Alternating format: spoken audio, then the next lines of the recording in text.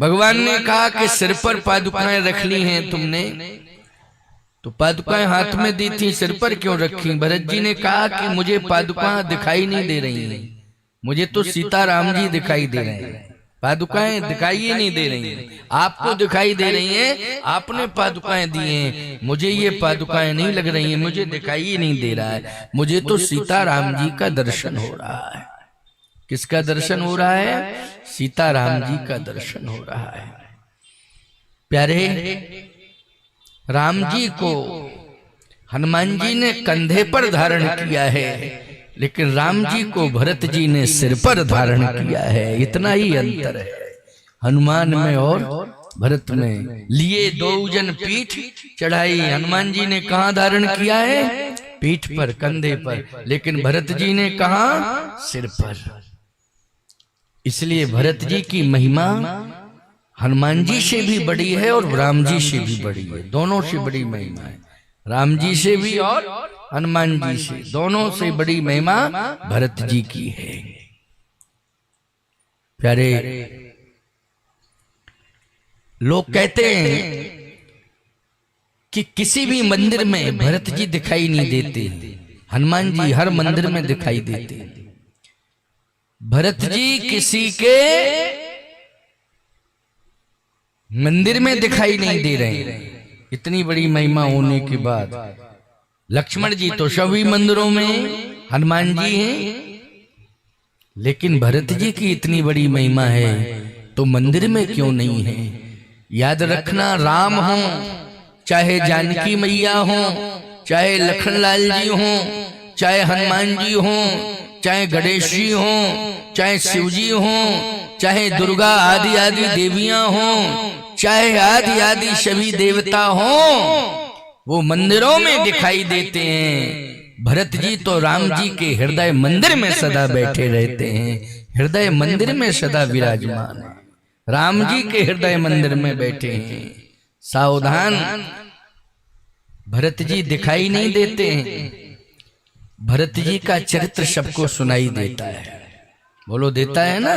क्या चरित्र की सुगंध सभी को सुनाई देती है। भरत जी ने कहा कि आपकी आज्ञा है तो मैं जा रहा हूं। पादुका लेकर के भरत जी अयोध्या वापस आ गए। भरत जी ने उन पादुकाओं को खड़ाऊं अथवा पादुका नहीं माना है, राम जी माना है, सीताराम, इसलिए सिंहासन पर बिठा दिया। भगवान राम ने सीता जी से कहा कि सीते, अब तुम्हें कष्ट सहना पड़ेगा, क्योंकि भरत ये कह के चला गया है कि समय से आ जाइएगा प्रभु। अगर विलंब करोगे तो फिर मैं ज्यादा कुछ नहीं कहूंगा, केवल प्राण ही त्याग सकता हूं, और क्या कह दूं। मुझे समय से पहुंचना है अयोध्या, इसलिए तुम्हें कष्ट सहना पड़ेगा। लक्ष्मण तो मेरे साथ रहेगा, लेकिन तुम्हें मेरा साथ छोड़ना पड़ेगा। मेरा साथ, तुम्हें लक्ष्मण मेरे साथ रहेगा, लेकिन तुम्हें मेरा साथ छोड़ना पड़ेगा, और मेरा साथ छोड़ने से तुम्हें बहुत कष्ट होगा। लेकिन तुम्हारे अंदर कष्ट सहने की क्षमता है, लक्ष्मण के अंदर कष्ट सहने की क्षमता नहीं है। वो मुझसे थोड़ा सा दूर होगा, प्राण त्याग देगा, लेकिन तुम्हारे अंदर क्षमता है, इसलिए तुम कष्ट सहना। कष्ट सह करके राक्षसों का विनाश करना है। मेरा संकल्प पूरा हो जाएगा, लेकिन संकल्प पूरा करने में तुम्हारी बहुत बड़ी भूमिका होगी और बहुत बड़ा योगदान होगा। पति संघर्ष करता है, लेकिन पत्नी का योगदान रहता है। बोलो भाई, ये गृहस्थ जीवन संघर्ष का जीवन है। बोलो, किसका जीवन है ये? गृहस्थ जीवन। मैं आपसे एक बात कह रहा हूं, जब आपका विवाह नहीं हुआ था, आप गृहस्थी में प्रवेश नहीं किए थे, उसका फोटो निकाल के बताओ मुझे। पहले वाला फोटो बताना, कितना सुंदर फोटो, चमचमाता हुआ शरीर, चेहरा, क्या बात है। लेकिन जैसे ही गृहस्थ जीवन में आए, परिणय बंधन में बंधे, संघर्ष शुरू हो गया। और जब संघर्ष शुरू हो गया तो संघर्ष ने तुम्हें बूढ़ा बना दिया है प्यारे, अवस्था ने बूढ़ा नहीं बनाया है। संघर्ष ने बूढ़ा बना दिया है। इस संघर्ष में सबसे बड़ा योगदान किसका है? पत्नी का है। बोलो है कि नहीं? बिना शस्त्र के संघर्ष सफल नहीं होता है। बोलो होता है क्या? बिना शक्ति के संघर्ष सफल नहीं होता है। तुम पति हो, संघर्ष कर रहे हो, लेकिन शक्ति पत्नी के पास है। शक्ति किसके पास है? पत्नी के पास है। इसलिए बिना पत्नी के सहयोग के कोई भी संघर्ष सफल नहीं होता है। पत्नी का सहयोग होना बहुत ही आवश्यक है। पति पत्नी दोनों एक दूसरे के पूरक हैं। सीता जी ने कहा आपकी आज्ञा शिरोधारी। सुनहु प्रिया वृत रुचिर सुशीला, मैं कछु करऊं ललित नरलीला। तुम पावक मह करहु निवासा, जब लग करो निशाचर नासा। जब ही राम सब कहा बखानी, प्रभु पद धर ही अनल समानी। याद रखना, अग्नि में रहना भी बहुत बड़ा संघर्ष है और पति से दूर होना भी बहुत बड़ा संघर्ष है। राक्षसों के बीच में रहना सबसे बड़ा संघर्ष है और उन राक्षसों के बीच में रह करके अपने अस्तित्व को बचा लेना, ये सबसे बड़ी सफलता है। यही माता जानकी ने किया है। अपने अस्तित्व को राक्षसों के बीच में रह करके बचाया है और भगवान राम संघर्ष में सफल हो गए। उस वंश का वो वंश निर्वंश हो गया, निर्मूल नष्ट हो गया। वंश में कोई बचा ही नहीं, समूल नष्ट। रहा न को कुल रोवनहार, सफलता मिल गई भगवान को। भगवान की घोषणा पूरी हो गई। सीता जी के सहित प्रभु राम पुष्पक विमान में बैठकर आ रहे हैं। इसमें पुष्पक, पुष्प शब्द जुड़ा है। पुष्प का अर्थ होता है निर्मल, पुष्प का अर्थ होता है कोमल, पुष्प का अर्थ होता है सुगंध। पुष्प वही है जिसमें सुगंध हो, है? जिसमें सुगंध नहीं हो काय का पुष्प है। पुष्प में सुगंध हो वही पुष्प है। आजकल विदेशी पुष्प आते हैं, वो केवल देखने में सुंदर लगते हैं, वो सुगंधित नहीं होते हैं। उनको पूजा में कभी नहीं लाना चाहिए, प्रयोग में नहीं लाओ पूजा के विदेशी पुष्प। इससे अच्छा तो मानसिक पुष्प चढ़ा दो तो अच्छा है। मानसिक चढ़ा दो, क्यों चढ़ा रहे हो जिसमें कोई सुगंध ही नहीं है, कोई मतलब का नहीं है, हैं? एक बात बताओ, मुर्दा आदमी किस काम का होता है? जल्दी बोलो। जिस पुष्प में सुगंध नहीं है वो पुष्प जो है अस्तित्वहीन है। सीधी सी बात, कैसा है? अस्तित्वहीन है। जिसमें सुगंध ही नहीं है, सुगंध ही उसका प्राण है, सुगंध ही उसका अस्तित्व है, सुगंध ही उसका सर्वस्व है। इसलिए तुम लोग कुछ घरों में, अपने घरों में सभी लोग पुष्प लगाया करो। भगवान को 2 पुष्प रोज समर्पित करो, ठीक है ना? आजकल पुष्प कम दिखाई दे रहे हैं। छत्तीसगढ़ में तुलसी और फूल सबसे ज्यादा होते थे, हैं? तुलसी, रूखी सूखी तुलसी आ रही है, पता नहीं क्यों। सेवा कम हो रही है क्या? सेवा को बढ़ाओ। पुष्पक विमान यानी प्रसन्नता का विमान। किसका विमान है? प्रसन्नता का विमान। लेकिन रावण को मिला था, रावण ने उसका दुरुपयोग किया है, क्योंकि उसमें देव यक्ष कन्याओं का अपहरण किया है। लेकिन धन्य है विभीषण को जब पुष्पक विमान मिल गया। संत को जिसमें देवत्व है उसको जब पुष्पक विमान मिला तो उसने सीताराम जी को बिठा दिया है पुष्पक विमान में। ये है विचार, ये सद्विचार, ये है सुंदर। किसको बिठाया है उसमें? सीताराम जी को बिठाया है। और राक्षस को मिला जिसमें राक्षसत्व है, उसने रोती हुई देव कन्याओं को बिठाया। रो रही थी, बिलख रही थी, तड़प रही थी, मुझे छोड़ो छोड़ो छोड़ो, जाने दो। लेकिन वो अन्यायी तलवार की नोक पर, तलवार खड़क के दम पर उनको भयभीत कर रहा था और कहता था कि अगर हटने की कोशिश की तो सर अलग कर दूंगा। रोते रहे, परिवार के लोग बिलखते रहे, वो अपहरण करके ले आया। पुष्पक विमान पश्चाताप में जी रहा था, लेकिन आज जो है भगवान के चरण पड़ गए तो पुष्पक अपने को धन्य मानने लगा। कहा प्रभु मेरी यात्रा अब स्वर्ग से भी ज्यादा महत्वपूर्ण है, क्योंकि मैं अयोध्या जा रहा हूं। अभी तो मैं राक्षसों के बीच में लंका में आया था, कहां स्वर्ग से लंका में, लेकिन अब मैं अयोध्या में जा रहा हूं, साकेत में जा रहा हूं।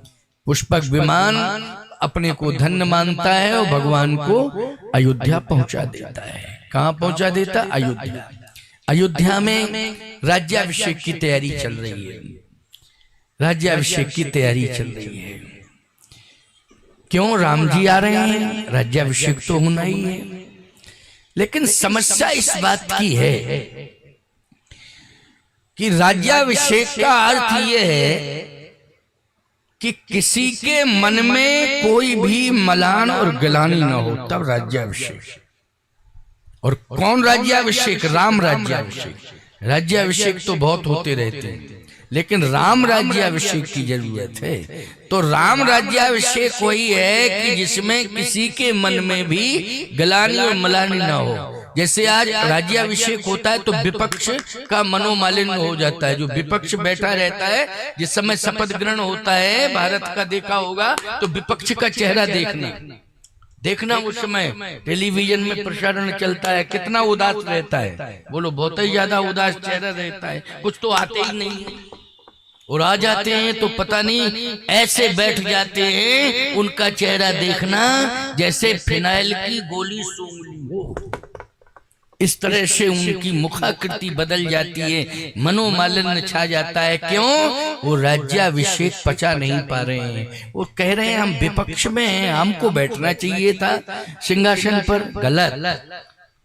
राज्याभिषेक तो बहुत होते हैं और सभी को संतुष्ट नहीं कर पाते हैं, लेकिन विश्व की धरती पर, इस भूमंडल पर केवल एक ऐसा राम राज्याभिषेक हुआ है जिसने सभी को प्रसन्नता दी है। पक्ष ही नहीं, विपक्षियों को भी प्रसन्नता दी है। ऐसा राम राज्याभिषेक है।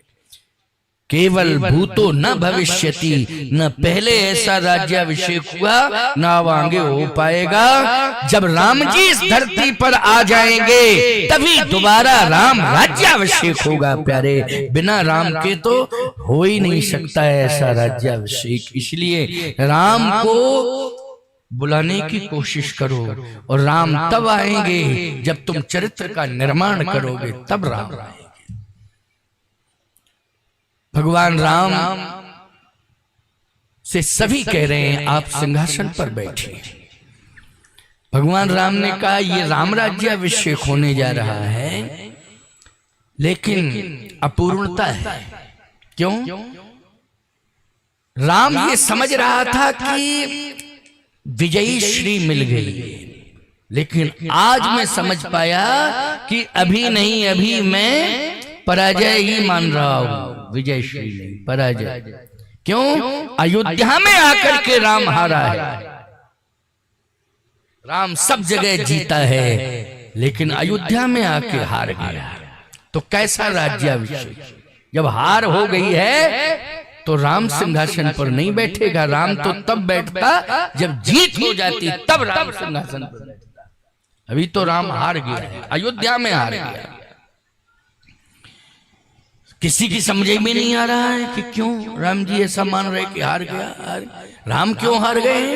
राम तो जीत के आए। अपने घर में तो और प्रसन्नता की बात है, अपने घर में संशय रखना ये ठीक नहीं। और सही बात यह है, तुम गांव में जीत सकते हो, तुम जिले में जीत सकते हो, तुम प्रदेश में जीत सकते हो, लेकिन देश में जीत सकते हो, परंतु संशय ये है कहीं घर में ही ना हार जाए प्यारे, और घर के लोग ही हमें ना हरा दे।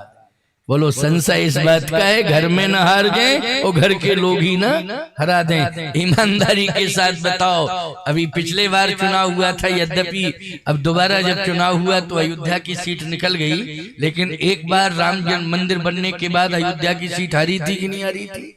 और ये चर्चा का विषय पूरी दुनिया में था, पूरी दुनिया में था। लो अभी अभी तो राम मंदिर बना था, अयोध्या में हार गए, पता नहीं क्या है, कैसी जनता है। लोगों ने जाने क्या क्या अयोध्या की जनता को कहना शुरू कर दिया था, बहुत कुछ सुनाया था। लेकिन समझने की कोशिश करो, राम जी कहते हैं कि राम राज्य तो होगा, लेकिन पहले घर के लोगों में एकता हो, घर के लोगों में एकत्व हो, घर के लोगों में प्रेम हो, घर के लोगों में समत्व हो, और घर के लोगों में प्रेमत्व, तब राम राज्य होगा। यहाँ घर बिखरा हुआ दिखाई दे रहा है। कहाँ? बोले सब दिखाई दे रहे हैं, लेकिन माता कैकेयी दिखाई नहीं दे रही हैं। तो इसका मतलब यह है कि इस समय घर में बिखराव है, परिवार में बिखराव है, तभी तो कैकेयी माता दिखाई नहीं दे रही है। वशिष्ठ जी ने कहा नहीं, वो कैकेयी की भूल है। क्यों? वो स्वयं नहीं आना चाहती है, इसमें किसी का दोष नहीं है, वो कैकेयी की भूल है। भगवान राम ने कहा गुरुदेव माता कैकेयी की भूल है, ये आप कह रहे हैं तो मैं आप पर टिप्पणी नहीं करूंगा, लेकिन ये माता कैकेयी की भूल नहीं है, ये भूल भरत की हो सकती है। देखो राम जी ने गुरुदेव को किसी भी प्रकार से दोषी नहीं ठहराया, समझ रहे हो कि नहीं?